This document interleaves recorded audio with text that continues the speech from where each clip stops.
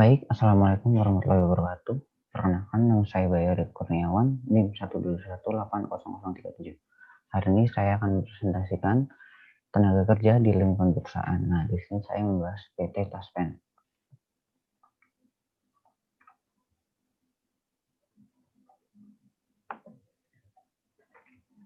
Baik, yang pertama untuk saya, PT Taspen Persero atau Dana Tabungan dan Asuransi Pegawai Negeri merupakan badan usaha milik negara yang bergerak di bidang asuransi tabungan hari tua dan dana bagi ASN dan juga pejabat negara. PT Taspen memiliki program asuransi sosial pegawai negeri sipil (PNS) yang terdiri dari program pensiun pegawai negeri sipil atau PNS dan tabungan hari tua atau THT yang memiliki tujuan meningkatkan kesejahteraan pegawai negeri sipil saat sudah memasuki usia pensiun. PT Taspen memiliki setidaknya 58 kantor yang tersebar di seluruh Indonesia. Dengan banyaknya kantor cabang yang tersebar di Indonesia, PT Taspen membutuhkan banyak tenaga kerja yang tentunya ahli di bidangnya masing-masing dengan upaya untuk melayani pegawai negeri dengan baik dan kualitas pelayanannya bagus. Dengan pegawai negeri saat ini yang usia kerjanya sudah tidak lama, jumlahnya sangat banyak di seluruh Indonesia, menuntut PT Taspen tetap dapat melayaninya dengan baik. Selanjutnya itu rekrutmen di PT Taspen. Di perekrutan tenaga kerja untuk PT Taspen sendiri itu dilakukan secara online, di mana calon pelamar kerja itu dapat mengakses web yang telah disediakan oleh PT Taspen sendiri. Untuk beberapa yang bisa didaftarkan tuh ada 21. Yang pertama itu ada General Management Trainer. Nah, untuk syaratnya di General Management Trainer ini yang pertama IPK minimal 3 sampai 4. Berusia maksimal 27 tahun, memiliki sertifikat TOEFL dengan minimal skor 500 yang masih berlaku. Belum menikah dan bersedia tidak menikah selama pelatihan ataupun menjalani masa pendidikan. Bersedia menjalani ikatan dinas selama 5 tahun terhitung sejak Operation Training atau OT. Orientation Training, maaf. Memiliki sertifikat prestasi akademik, olahraga, seni yang diakui. Memiliki pengalaman organisasi diutamakan. Dan yang kedua itu ada Actuary Officer. Syaratnya lulus S1 atau setara. Lulus PTN atau PTS ternama itu lebih diutamakan untuk bagian ini. IPK minimal dari 3 sampai 4. Lulusan jurusan aktuaria, matematika dan juga statistika. Berusia maksimal tuh 29 tahun. Memiliki sertifikat TOEFL dengan skor minimal 500 yang masih berlaku. Bersedia menjalani ikatan dinas selama 5 tahun terhitung sejak mengikuti OT atau Orientation Training. Memiliki sertifikat prestasi akademik, olahraga atau seni yang telah diakui. Memiliki pengalaman organisasi. Terus berpengalaman di bidang aktuaria, telah lulus minimal 3 modul ujian profesi Persatuan Aktuaris Indonesia atau PAI untuk mendapatkan sertifikat Societies Actuary Indonesia atau ASAI dari PAI. Menguasai aplikasi software untuk evaluasi aktuaria dan atau data analisis seperti Excel Makro, Visual Basic, Python, R dan lain sebagainya. Dan yang ketiga itu ada Inverse Officer. Untuk bagian ini tuh syarat-syaratnya yang pertama minimal lulus S1 atau setara, lulusan PTN atau PTS ternama. Itu yang lebih diutamakan. lulus jurusan ilmu ekonomi, manajemen lingkungan, keuangan, akuntansi, matematika, dan statistika. Memiliki IP minimal 3,0, berusia maksimal 29 tahun, berpengalaman di bidang investasi, memiliki sertifikat TOEFL dengan skor minimal 500 yang masih berlaku, bersedia menjalani ikatan dinas selama 5 tahun terhitung sejak mengikuti OT, memiliki sertifikat prestasi akademik atau olahraga atau seni yang telah diakui, memiliki pengalaman organisasi, memiliki sertifikasi wakil manajer investasi atau WMI atau wakil perantara perdagangan efektif atau WPPE. Dan yang keempat itu ada mobile developer, minimal lulusan D3, usia maksimumnya itu 37 tahun, bersedia menjalani masa kontrak selama 2 tahun terhitung mulai tanggal berlakunya perjanjian kerja. Bersedia diangkat menjadi karyawan tetap apabila memenuhi kriteria. Fasih dalam berbahasa Inggris, memiliki surat rekomendasi dari perusahaan sebelumnya, memahami dan menguasai pemrograman mobile developer dengan React Native menggunakan Redux dan Saga, memahami dan menguasai back mobile developer menggunakan Node.js, familiar dengan penggunaan SQL Server. Dan yang kelima itu ada customer service.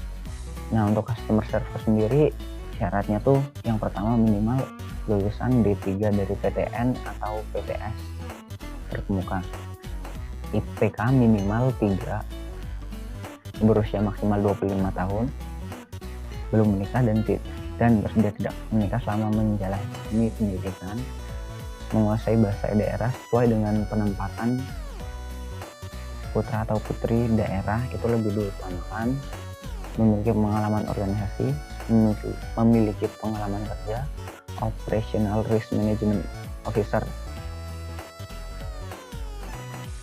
Yang keenam, yang ketujuh di situ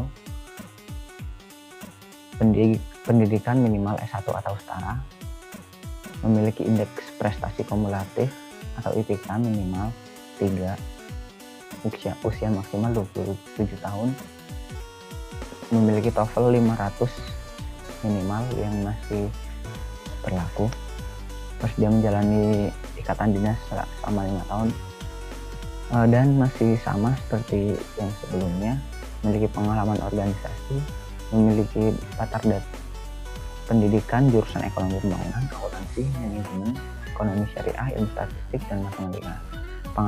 Pengalaman kerja minimal 3 tahun, memiliki sertifikat bisnis community management certificate profesional atau BCMCP atau sertifikasi project management. Dan masih banyak lagi seperti finance and investment risk management officer, data analyst, business integration analyst, master data developer atau engineer, SAP dan ABAP developer, database engineer, LO system administrator, network security engineer, junior system analyst, SAP basis, web programmer, appraisal, staff back office, staff admin, dan sekretaris.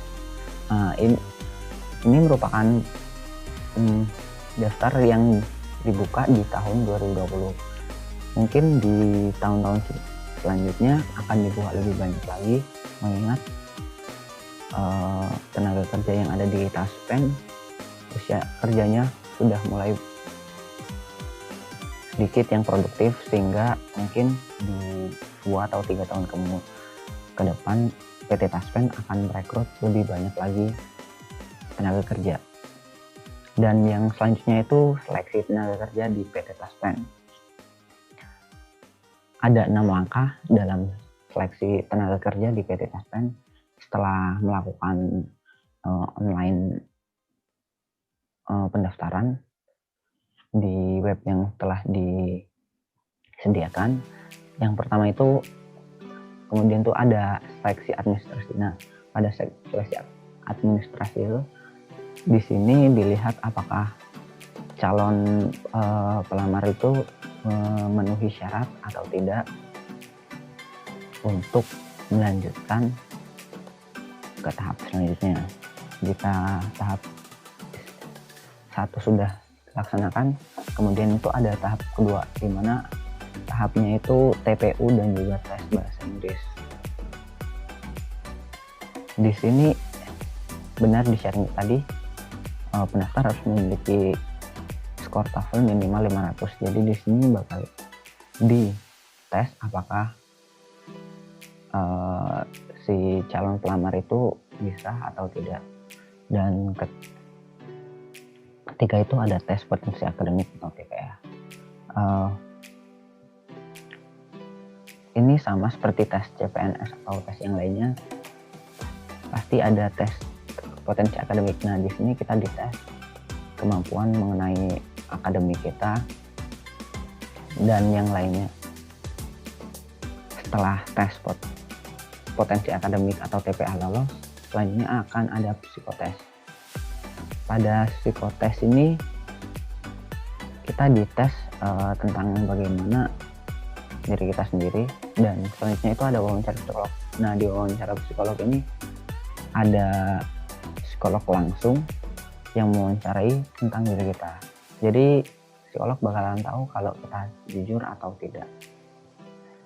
Setelah tahap keempat dinyatakan lolos, selanjutnya ada wawancara user. Nah, wawancara user itu dilakukan langsung ke kantor tempat kita mendaftar. Tapi mungkin kalau di zaman sekarang yang masih itu mungkin dilakukan secara online. Nah, pada tes ini kita ditanyakan tentang apa saja yang ada di Taspen tentunya, dan bagaimana pelayanan kita nantinya jika diterima bekerja. Dan yang terakhir itu ada tes kesehatan. Di tes kesehatan ini kita dites apakah kita sehat yang atau tidak. Tesnya itu ada tes ERG, tes mata, bagian toreks, pengukuran tensi, denyut nadi, buta warna, dan lain-lain.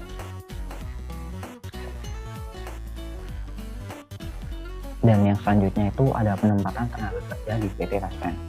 Penempatan kerja di PT Taspen dilakukan setelah dilakukan orientasi atau pengenalan kepada karyawan yang telah dinyatakan lulus dari tes yang telah dilakukan. Penempatan kerja disesuaikan dengan kebutuhan kantor cabang Taspen. Mengingat Taspen memiliki setidaknya 58 kantor yang tersebar di seluruh Indonesia. Penempatan ini juga disesuaikan agar membuat pelayanan yang dilakukan nantinya dapat berjalan lebih baik. Mengingat yang dilayani itu merupakan pensiunan ataupun orang yang sudah lanjut usia. Dan yang selanjutnya itu ada pelatihan tenaga kerja. Nah, pada saat rekrutan tenaga kerja baru, tenaga kerja yang sudah lolos tadinya di semua tes, kemudian akan dilakukan dan dinyatakan lulus atau masuk, kemudian dilakukan pelatihan. Nah, pelatihan pada PT Taspen itu dilakukan dengan cara orientation training atau OT dan on the job atau OTJ training. Pada pelatihan ini, tenaga kerja yang baru diberikan pengenalan mengenai Taspen itu sendiri dan juga nilai-nilai utama yang ada dalam perusahaan. Mengingat Taspen bergerak untuk melayani pegawai negeri yang mungkin usianya sudah lanjut, membuat perusahaan harus melakukan pelayanan dengan baik sebaik mungkin. Untuk itulah pelatihan ini diadakan agar nantinya karyawan yang bekerja dapat melayani dengan baik.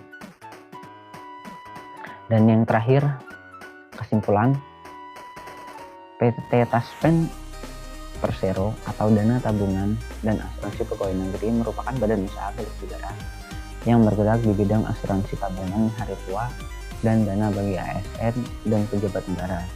Dalam melakukan rekrutmen tenaga kerja baru, PT Taspen sangat memperhatikan calon tenaga kerja karena nantinya akan melayani pensiunan ataupun orang yang sudah sehingga pelayanannya sangat diperhatikan perusahaan. Proses rekrutmen dilakukan secara online di mana calon pelamar membuka website yang telah dibuat oleh Taspen dan mengumpulkan dokumen sesuai dengan persyaratan. Tenaga kerja yang telah dinyatakan lolos dalam tes kemudian dilakukan pelatihan dengan cara orientation dan juga OTJ dengan harapan dapat mengerti nilai-nilai perusahaan dan nantinya dapat melayani dengan baik. Setelah pelatihan dilakukan, penempatan disesuaikan dengan keahlian masing-masing karyawan. Mungkin itu saja dari saya. Saya akhiri. Wassalamualaikum warahmatullahi wabarakatuh.